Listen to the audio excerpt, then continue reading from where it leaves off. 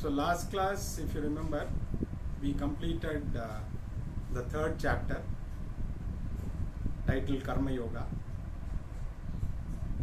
By God's grace, we have completed 3 chapters of Bhagavad Gita, and hopefully with God's grace and Guru's grace, we will continue our journey until we complete the 18th chapter. But it's a journey, let us enjoy the journey. There's no hurry to complete anything. It is just because each verse by itself we can learn the complete meaning, because each verse carries the entire meaning of the Gita, you can say. So we will continue this journey further with the 4th chapter. Before that, let us read the last verse of 3rd chapter and then conclude once again. Evam buddheha param buddhva samstabhyatmanamatmana jahi shatrum mahabaho kamarupam durasadam. So Krishna concludes the 3rd chapter titled Karma Yoga with this verse, where he says, destroy the enemy which is within, the binding desire, by knowledge. So with this verse, Krishna concludes this chapter. So we will conclude by reading Iti Srimad Bhagavad Gitasu Upanishatsu Brahma Vidyayam Yoga Shastre Shri Krishnarjuna Samvade Yogo Nama Karma Yogo Nama Tritiyodhyayaha. Om Tat Sat. So with this, the 3rd chapter is concluded. So if you remember, the first chapter was an introduction to the various characters and to the topic. The 2nd chapter was an index. By itself, the 2nd chapter is complete, but in a capsule form, so you can say. So from 3rd chapter onwards, Krishna elaborates on each topic. So basically there are only 2 topics, Karma Yoga and Jnana Yoga. So he will keep on alternating between these 2 things in the coming chapters, elaborating on each aspect. Up to from the 3rd to the 17th chapter, it is elaboration of these 2 topics by turns. And then 18th chapter is again summing up the entire Gita. So 15 chapters are related to the subject in a, you can say, he elaborates on each topic so that everybody can understand, because each one's understanding may be different. Some people may understand the entire essence of the subject by reading or understanding the 2nd chapter itself. Some people may require further elaboration. So Krishna knows the capacity of each one of us. So accordingly, he is going to elaborate further on each topic. So now, having concluded the topic of Karma Yoga for the time being, it is not that Karma Yoga part is over. He has again briefly elaborated. He is going to further elaborate in coming chapters also. Now the 4th chapter is again 4th and 5th chapter is going to be Jnana Yoga, because ultimately these are the only 2 topics to be covered, but it will be covered in a more extensive way. So 4th chapter is going to be Jnana Yoga, and it is titled Jnana Karma Sannyasa Yoga. It means renunciation of action through knowledge. So the 4th chapter is Jnana Karma Sannyasa Yoga. So So this is what we are going to understand. So let us start with the first verse. Here Krishna directly starts from the first verse itself.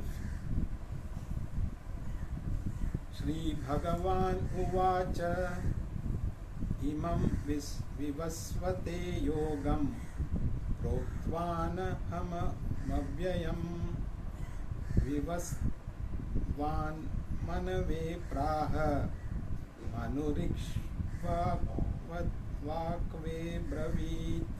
Vakave Bravit. So now we are going to see what is there in the 4th chapter. So basically, like I said, it is going to be on Jnana Yoga. Each chapter will have both topics. To be honest, it is not that it will cover only that, but in the last chapter it was predominantly about Karma Yoga, but Jnana Yoga also will feature. Similarly, in this also Karma Yoga will also feature. But before actually getting into the topic, in the first 8 verses, Krishna is going to talk about 2 subjects as an introduction to the 4th chapter. First 3 verses, he is going to talk about the greatness of Gita, and then he is going to talk about the concept of avatara. What is an avatara? So up to the 8th verse, these 2 topics are going to be covered, and from then on only the teaching will start. So Krishna starts the 4th chapter. The first verse says, I taught this imperishable yoga to Vivasvan. Vivasvan means Surya Bhagavan. So this yoga was taught by me to Vivasvan, Surya Bhagavan, who in turn taught it to Manu. So we are all descendants of Manu. That is why we are called Manushya. So the most ancient of our forefathers was Manu. So this knowledge was taught to Manu by Surya. And Manu taught this to a king called Ikshvaku. This just to convey, traditionally this knowledge has been flowing through various rishis or kings in those times. So this knowledge,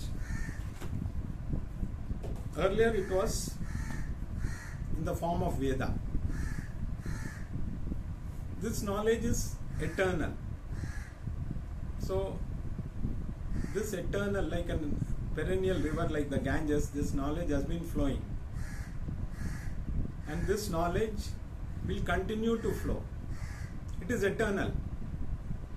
So it is not that it was relevant only in Krishna's time or before that. It was there always, as long as the world has been there. And it will continue to be relevant even in the future times. So that is why it is Sanatana Dharma. It is perennial. So initially in the form of Vedas, this knowledge was taught to Surya Bhagavan, who in turn taught it to Manu, and then down that line one king called Ikshvasu. So this knowledge has been perennially flowing, and now the same knowledge is being given by Krishna in the form of Gita. So it is same Vedic knowledge. So Krishna doesn't claim any authorship or ownership of Gita. So nowadays people take credit for a lot of things which they don't do. Somebody does the job and they quickly grab it, put their own name and present it as their view. Even governments do it. So they put the sticker and claim that it is their work. So Krishna is not claiming anything to be his work. It was there always in the form of Veda. Now the same knowledge in a condensed way Krishna is going to give through this Bhagavad Gita. So there is no difference between the Vedic knowledge and Bhagavad Gita. It is the same knowledge, only thing it is presented in a different way, maybe in a slightly condensed way for people to understand a little more easily. So this knowledge is being conveyed by Sri Krishna now in the form of Bhagavad Gita. Now let us read the next verse. Evam parampara praptam imam rajarshayo viduhu sakala neha mahata yogo nashta parantapa. So this knowledge was handed down from time immemorial. This was known to the sages who were also kings. So they continued to hand this down from generation to generation. In fact, this knowledge comes from two sources. One is, or two lineages, you can say. One is the Brahmin lineage, one is the Kshatriya lineage. So both Brahmins and Kshatriyas were involved in propagating this teaching. It is not that only the Brahmins knew about this, because now here in this case itself both Krishna and Arjuna are Kshatriyas. So Arjuna is Krishna is teaching Arjuna, who is a Kshatriya. So there are two lineages, like they say, the Surya Vamsham and the Chandra Vamsham. So the Surya Vamsham was basically the Kshatriyas. Rama belonged to the Surya Vamsha.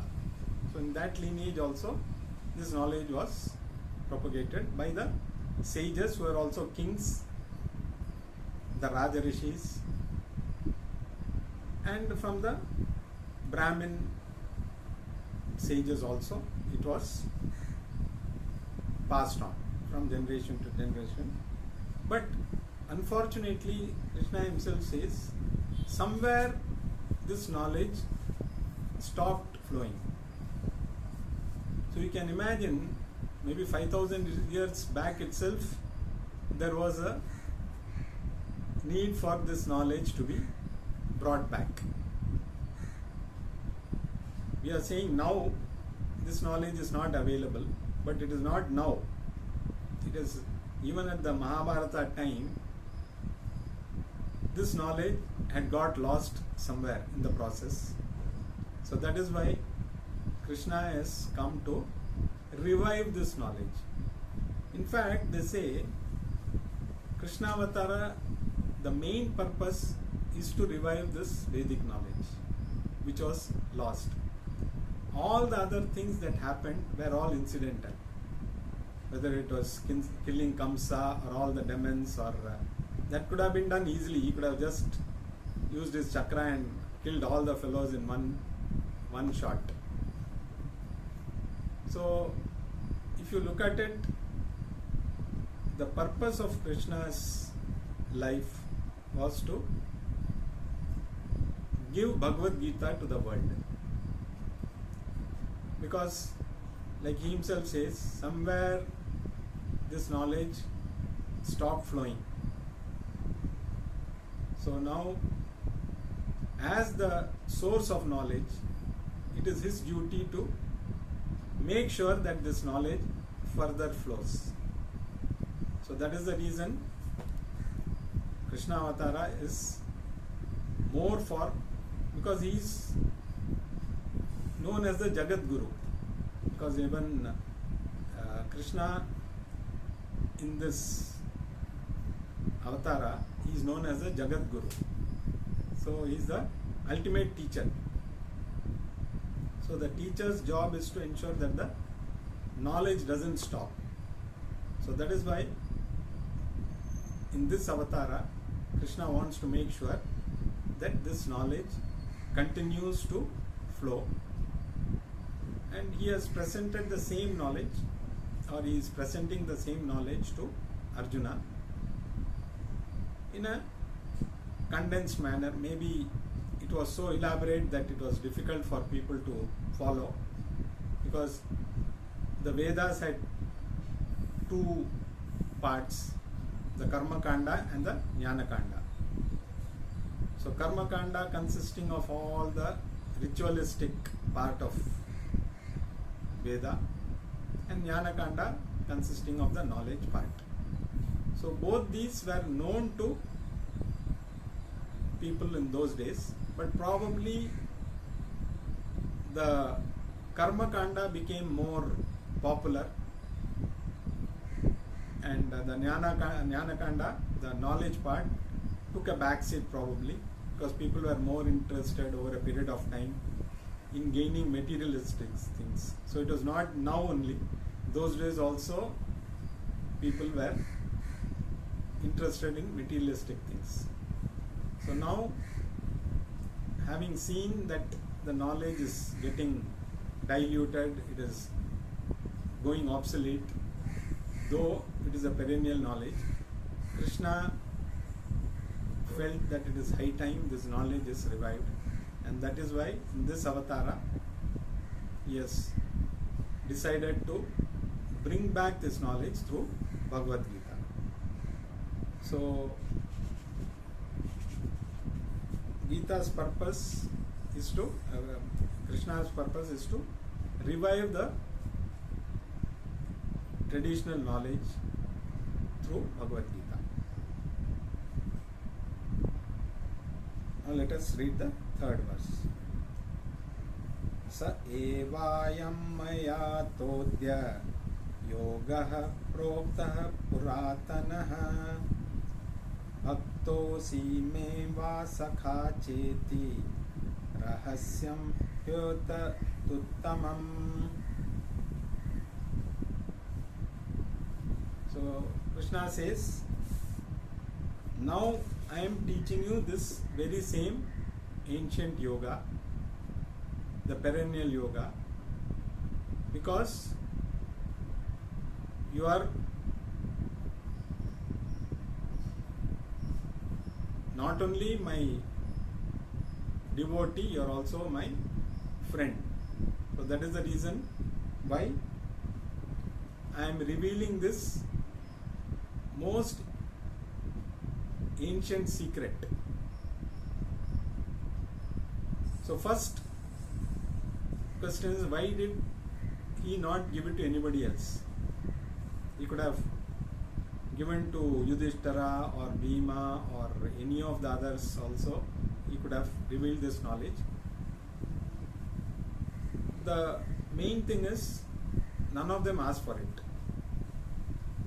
Because Arjuna asked for it, he surrendered and asked Krishna to guide him. That is the reason why Krishna is giving this knowledge to Arjuna. Because only when somebody is interested in something and you teach the person, that knowledge will be really useful. Because there is no point in conveying this knowledge to somebody who may not be interested at all.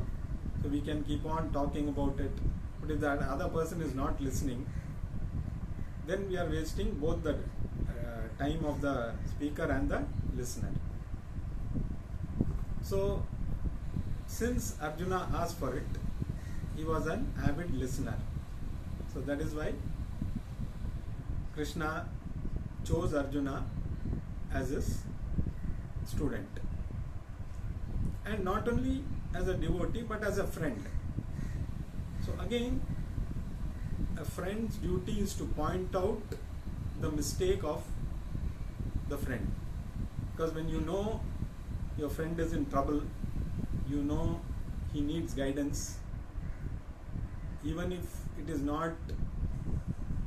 a little bitter, the truth has to be told.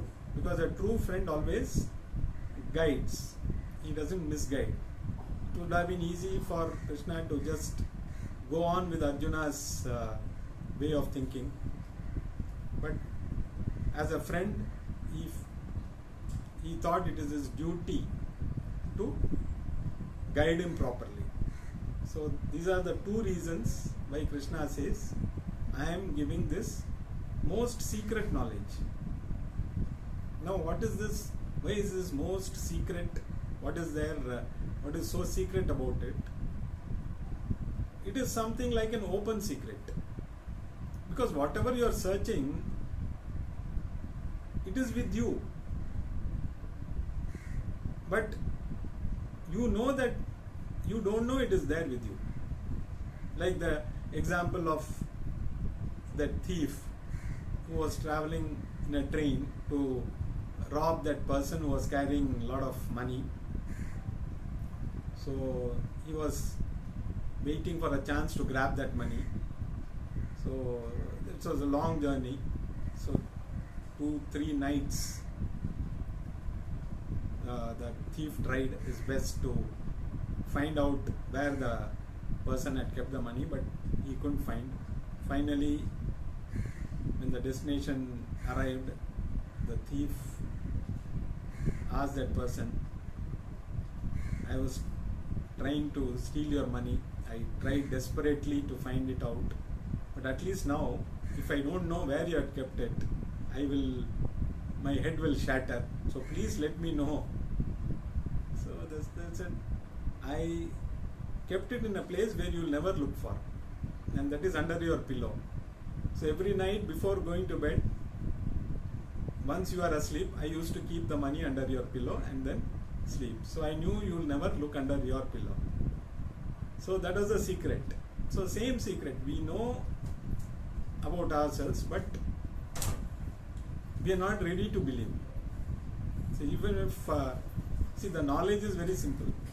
Aham Brahmasmi. That's all. That's only, or Tattvamasi. Thou art that. It's very simple, but nobody is going to believe that I am that Brahman. So that is why it is a secret. But it is an open secret. So something which can be understood by everybody, but nobody wants to believe. So that is the reason why it is called as a secret knowledge. So Krishna says, this secret knowledge, I am revealing it to you because you are not only my devotee, you are also my friend. So these are the two reasons why I am going to reveal this knowledge to you. So having said that, now Arjuna has a doubt. So Arjuna says, Arjuna uvacha aparam bhavato janma param janma vivasvataha kathame tvadvi janiyam tva madho proktavaniti. Now in the first verse, Krishna said he taught this to Surya Bhagavan. and in turn Surya Bhagavan taught it to Manu. So Manu is the most ancient among all of us, and Surya Bhagavan is even more ancient than Manu. But Krishna says, I taught this to the two Surya Bhagavan. So all of us will have a doubt. Krishna is there now. How did he teach to Surya Bhagavan? So this is exactly what Arjuna is asking. You are just a little older than me. You are maybe few years older than me, and you say you taught it to Surya Bhagavan. Something is not okay. How can you have taught him when you are just a few years older than me? And how can I believe that you taught this to Surya Bhagavan? Because you are born just a couple of years before me, and you are saying you taught it to Surya Bhagavan, who taught it to Manu itself is so long back, and before that Surya Bhagavan. So how can I believe you when you say this? So it's a very natural doubt all of us will have. So that is the question that Arjuna raised, which the doubt which all of us will have definitely. So Krishna is going to reveal about himself. So in the next verse, he is going to reveal about his avatara. What is an avatara? Which we will see elaborately in the next